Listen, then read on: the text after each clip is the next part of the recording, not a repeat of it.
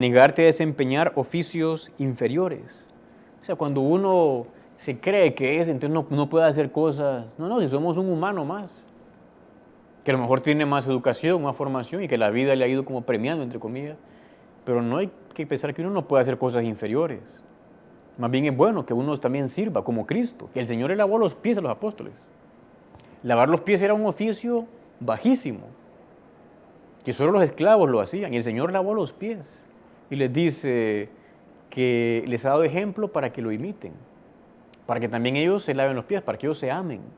A todo eso va llevando la actitud de ser humilde. Y luego dice insinuar en la conversación palabras de alabanza propia o que dan a entender tu honradez, tu ingenio, destreza, tu prestigio profesional. Bueno, tenemos también como otros ámbitos o modos para vivir la humildad. Lo que decía el Papa León XIII en un escrito suyo, daba algunos consejos. Por ejemplo, decía que hay que pedir, o sea, en primer lugar, pedir uno a Dios ser humilde y luego hacer actos propios de humildad. Por ejemplo, decía, reprimir la curiosidad, cuidar lo pequeño es propio de las almas grandes, obedecer a los superiores, cortar juicios críticos o murmuraciones interiores, cultivar un justo desprecio por las propias obras, dejarse llevar en la dirección espiritual. En el fondo hay que ir cavando cimientos muy hondos para este gran edificio de la santidad. Hace falta que tengamos los cimientos de la humildad. Volviendo a San José María, el fundador del Opus Dei, él hablaba de otras manifestaciones de humildad. Dice en un libro que se llama Camino, dice, no eres humilde cuando te humillas, sino cuando te humillan y lo llevas por Cristo. O sea, cuando uno sabe llevar una humillación y la ofrece al Señor por amor a Él. Dice, si te conocieras, te gozarías en el desprecio y lloraría tu corazón ante la exaltación y la alabanza. O sea que si uno realmente se conoce, dice, yo no merezco alabanzas o exaltaciones, porque si me conocieran realmente como soy, si conocieran mis envidias, mis caprichos, mi soberbia, si conocieran a veces la pereza que tengo, no me darían tantos.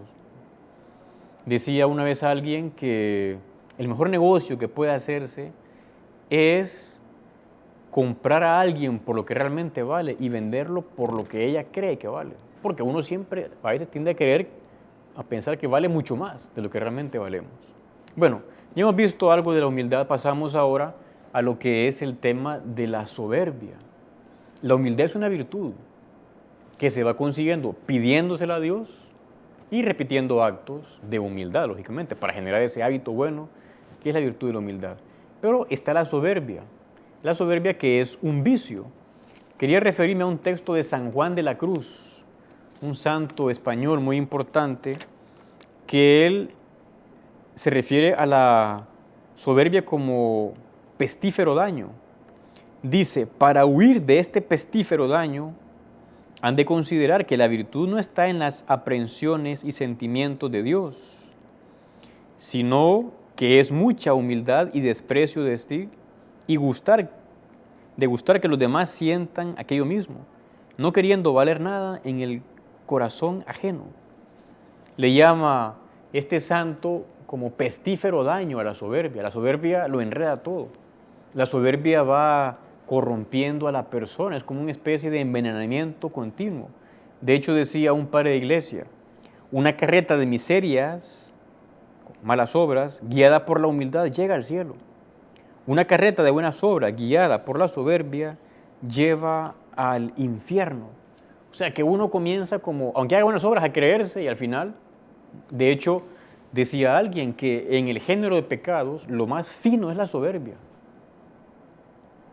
Sí, porque uno, o sea, la gente a lo mejor ni cuenta se da, uno la oculta y la adorna, pero la soberbia es un pecado. Y alguien soberbio, si ha hecho un pecado grave, de soberbia no se va a salvar. Por tanto, la soberbia hay que combatirla, porque nos puede llevar, como dice acá, al infierno. Decía alguien, ponía el ejemplo del césped. En los jardines, la soberbia es como un césped que intenta o tiende a crecer. Hay que hacer que siempre esté bajo, hay que ir continuamente podando, cortando el césped para que no crezca esa soberbia que es un pestífero daño. Y luego vamos a decir que uno puede llegar como a tener su propio Dios, que es uno mismo. Decía un autor espiritual reciente, ¿por qué te empeñas en ser tu propio Dios? En el fondo de nosotros hay una oculta soberbia que nos lleva a la exaltación de nuestra libertad, de nuestro yo, por encima de todo. Entonces decía que los 10 mandamientos se pueden resumir en 2 para una persona soberbia o que no lucha por ser humilde. Dice, primer mandamiento, amarás al Señor tu yo con todas tus fuerzas. Segundo, no te meterás con el prójimo para que no te haga daño. O sea que en el fondo es uno que piensa que es Dios, yo soy lo más importante, yo juzgo, yo decido todo. Y entonces este autor habla de algunas manifestaciones o donde se manifiesta el creernos Dios. Dice, yo hago lo que me da la gana, a mí nadie me organiza la vida. Yo pienso que esto es así siempre, a mí no se me hace tal cosa, yo tengo la razón siempre, yo soy la objetividad y por eso critico. Yo aprendo solo, no necesito de nadie, soy autodidacta. Una vez contaba a alguien esa como fábula, que había un sapo en un estanque, y él como el rey del estanque.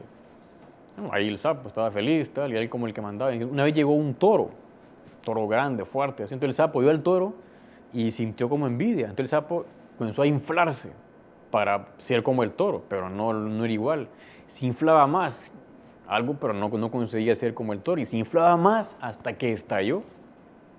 Bueno, así es la soberbia, que nos lleva como a inflarnos, como a querer figurar o querer manifestar cosas que en el fondo no tenemos o no somos, hasta que uno explota.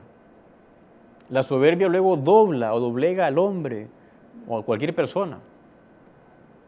Sí, porque en el fondo es un vicio que nos va destruyendo. Por eso vale la pena luchar para ser humildes.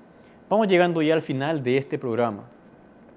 Hace algunos años, en una fiesta de Todos los Santos, el Papa Juan Pablo II decía que la Virgen, nuestra Madre Santa María, decía que la Virgen resumía o sintetizaba como todas las virtudes de los santos.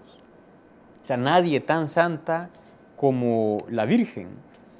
Y decía el Papa, se preguntaba, ¿cuál es el secreto de esta santidad? O sea, ¿por qué la Virgen es tan santa? ¿Cuál es el secreto de su santidad? Dice, su profunda humildad, humildad que penetra las palabras.